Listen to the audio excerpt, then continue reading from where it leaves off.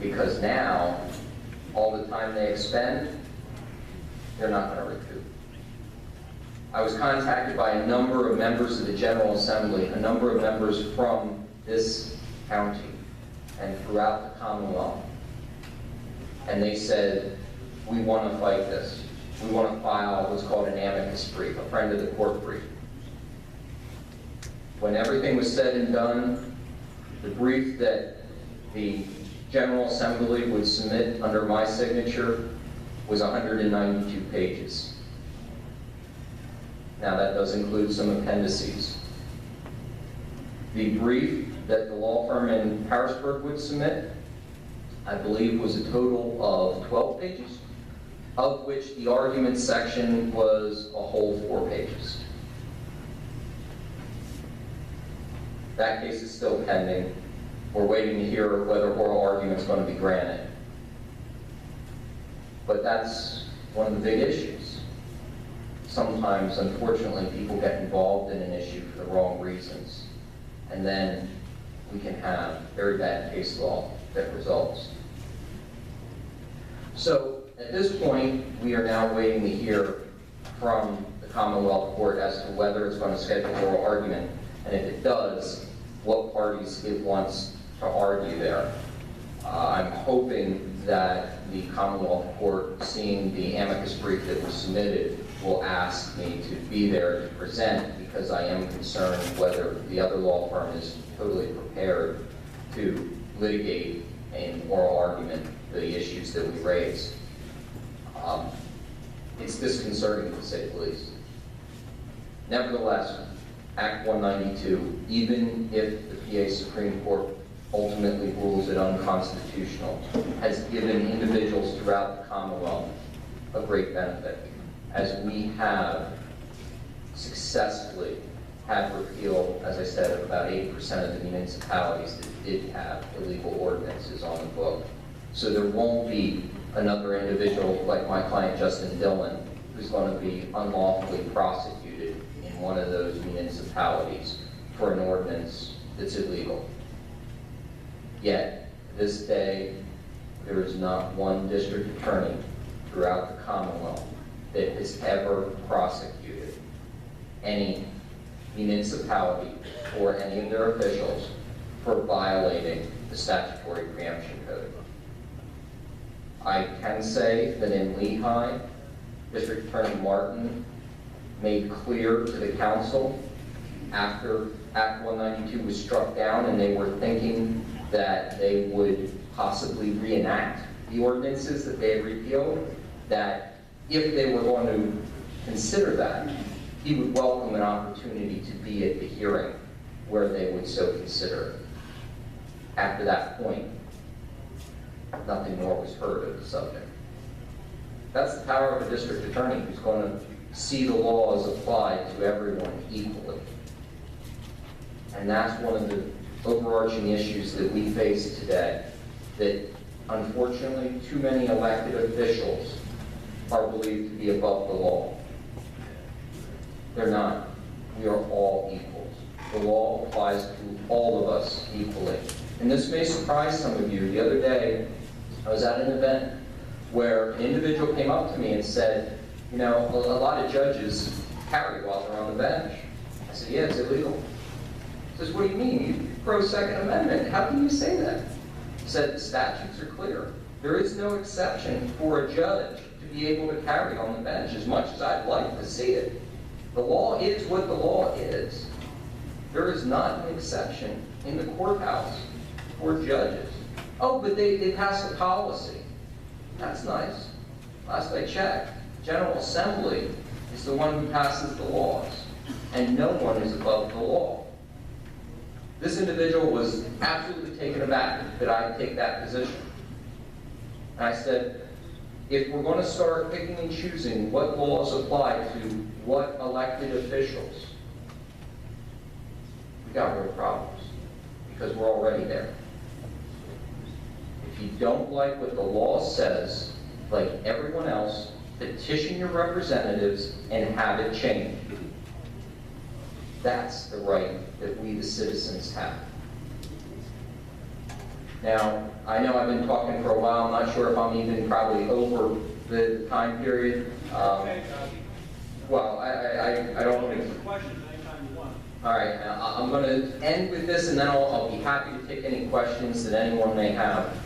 Whenever I give a presentation, I tell everyone, if there's one piece of advice that you take away tonight from my presentation, go out and get a license to carry firearms if you don't have one. Our laws are extremely complex. There are a number of reasons why any individual should have a license to carry firearms, and they don't even touch on if you actually want to conceal carry a firearm. There is a whole section, approximately 20 different paragraphs that are exempted if you have a license to carry firearms in regards to transporting firearms. And you may say, well, this will never happen. We had a case up north where an individual who did not have a license to carry firearms had all of his firearms loaded in his truck, was on his way out to the range. Gets a call from a very close family friend. She was the victim of domestic violence. She needs help. He says, I'll be right over, I'll pick you right up. She called and the police were called, but they weren't there. You know the old adage when, seconds count, police are only 30 minutes away. So he goes over immediately. She gets in. Just about the time she gets in, the police come. So of course he pulls over. Police officer comes up. Famous first question, is there anything I should know about? Well, he says, yeah, officer, I have a whole bunch of firearms in the vehicle. I was going to the range. I got this call. I wanted to help her out. I came over immediately. He goes, oh, do you have a license to carry firearms? Well, no. All right, I'm charging you for violating Pennsylvania's transportation laws. Luckily, in this situation, the case went before a magisterial district judge who said, this is so obscene that you are actually going to try and charge this individual for not having a license to carry because he made a side trip to pick up this individual who was in distress, that it won't happen in my courtroom. And he threw out the charges. The exact opposite happened in Philadelphia. Individual coming back, stopped at CVS. On his way home, stopped at CVS to pick up his prescription. Firearm and ammunition were in separate compartments in his trunk. No dispute by the police on that. He didn't have a license to carry. He had his empty holster on his hip. When he went in and the technician saw the empty holster, she called the police because he had an empty holster. All the squad, I mean, this was apparently like a movie. He comes out into the parking lot, and you got squad cars flying up, screeching on the brakes, everyone jumping out. Where's the gun? Where's the gun? He says, what are you talking about? Where's the gun? You got a gun on you. He says, no, the gun and ammunition are in separate compartments in the trunk. Police officer verifies it, yeah. Do you have a license to carry? Well, no. Okay, then I'm charging you because you just violated the transportation laws. He was successfully prosecuted. So, with that being said, as I said, that is one of the reasons I tell everyone to go out and get a license to carry firearms. It's $20 for 5 years. And for those of you who are worried about your information being disclosed, Pennsylvania's got your back covered. Not only is it a felony for any individual to disclose license to carry firearms applicant information, but it is additionally a civil violation. There is a statutory provision that if you can't show actual damages, you're entitled to $1,000 plus attorney's fees and costs.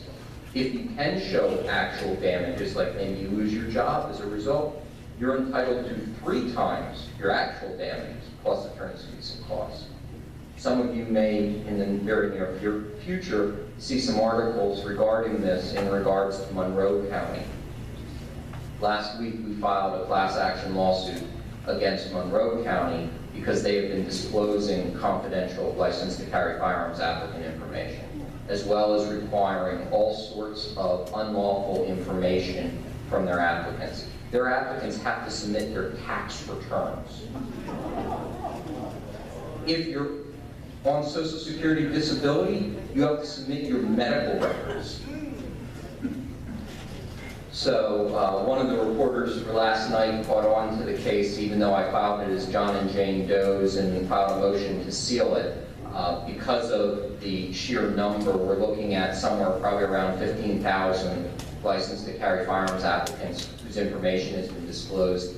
It's in excess of about $40 million because it's each individual. So to the extent you have multiple individuals involved in the disclosure, each one is individually liable for that $1,000. So I know KYW apparently picked up on it today, as well as some other local newspapers up in the Pocono region. So just be aware of that. I know some people have been alarmed and worried about that, but I can tell you it's not an issue that generally you should be aware of. And I know the PA Sheriff's Association is well aware of it and informs all of their sheriffs to maintain the confidentiality of the license to carry firearms applicant information. So with that being said, it's been a pleasure being here, but I'm not leaving. If any of you have questions, I'm happy to take those questions now. Anybody have any questions right now? Raise your hand.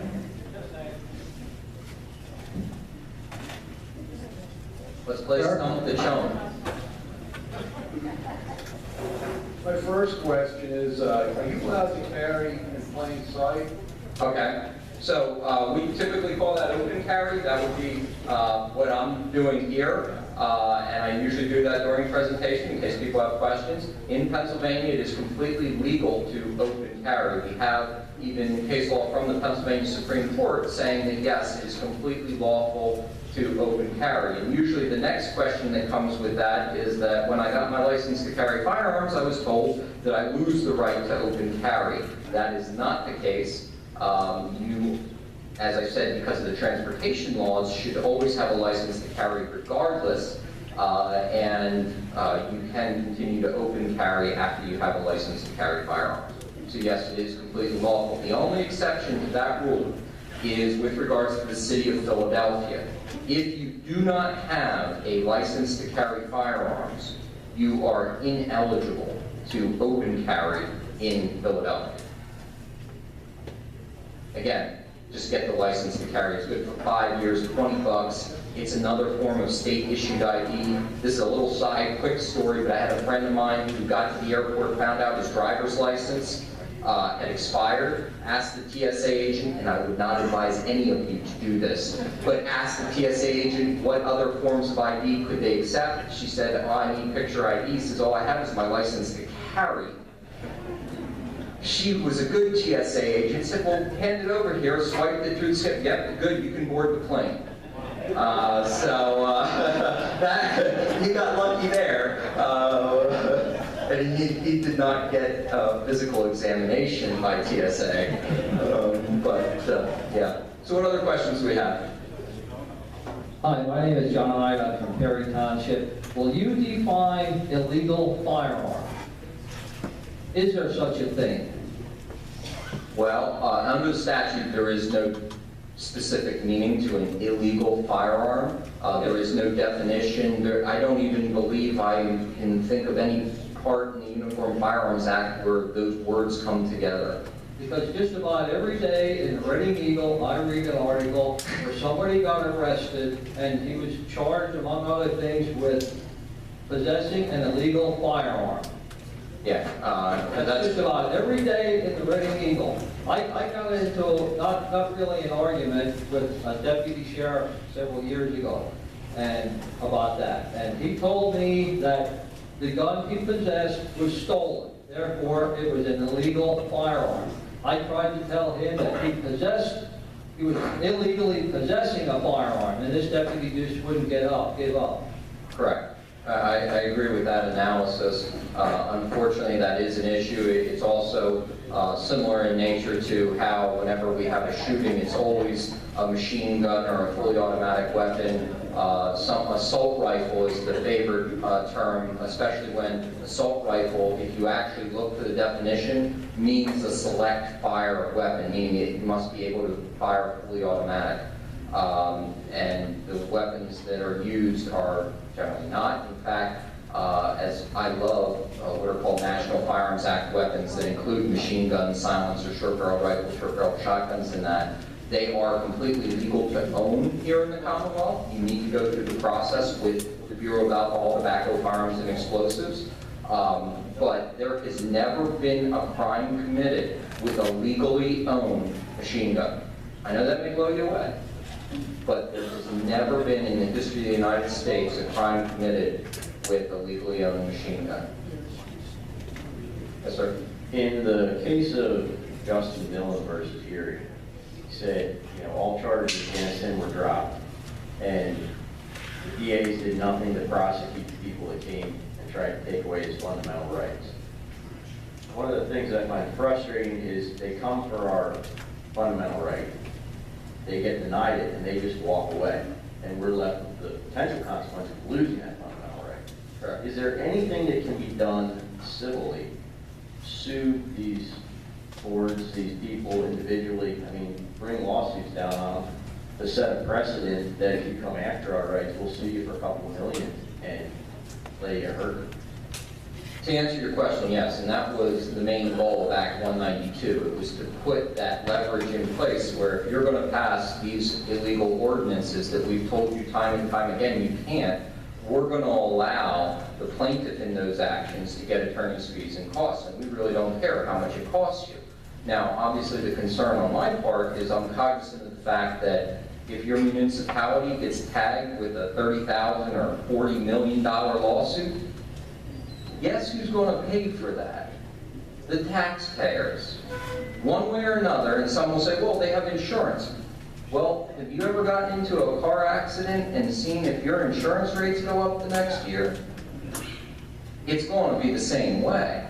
So, yes, there are ways, but the problem is, generally in the civil context, the remedy is money that ends up coming out of your own pocket. And I think what needs to happen is they need to start allowing for individuals who violate the law in that fashion to be held individually responsible, where the money has to come out of their pocket. Of course, good luck trying to collect on that, and then we have, certain issues if the person's married with joint assets and things like that, but that would be one way. The other way to respond to your question is that federally, there is a mechanism that we commonly refer to it as a 1983 action. It comes under 42 U.S.C. 1983. That's a civil rights deprivation action where you can bring a claim that your civil liberties are being violated, and if you're successful, you're entitled to your attorney's fees and costs plus whatever the jury may award you. The problem that arises with many civil rights violations is determining any type of value, and it's left up to a jury. And I say this with hesitation, but unfortunately the truth of the matter is most people who we would want to be on the jury have figured out how to get out of being on jury duty. That's part of the issue. I always welcome the opportunity to be on a jury. I'd love it. They won't select me though because I'm an attorney. I've been called a couple times, but some of the excuses I've seen people give that it's clear that they're just trying to get out of jury duty. In fact, the first one that comes to mind, there was this young lady who was there, and the judge asked if they thought they had any type of conflicts that would prevent them from being able to be unbiased, and she said, well, I'm married to a police officer. And the judge said, okay, what does that mean? Well, anything a law enforcement officer tells me is the truth. And the judge said, so let me understand this. If we have testimony that the officer lied, she cuts him off. She cuts him off. She says, he's telling the truth. It doesn't matter if someone else says he lied, and we have proof of it. There you could see that it was someone who was specifically trying to get out of jury duty. So that's the biggest problem with 1983 actions, that establishing those damages in that becomes very problematic. Fred Zancraft, thank you for being here tonight. My pleasure. As far as open carry, is it not true if you do not have a license to carry, and you put on a shirt or a jacket over that weapon, you're in violation. Yes, yes.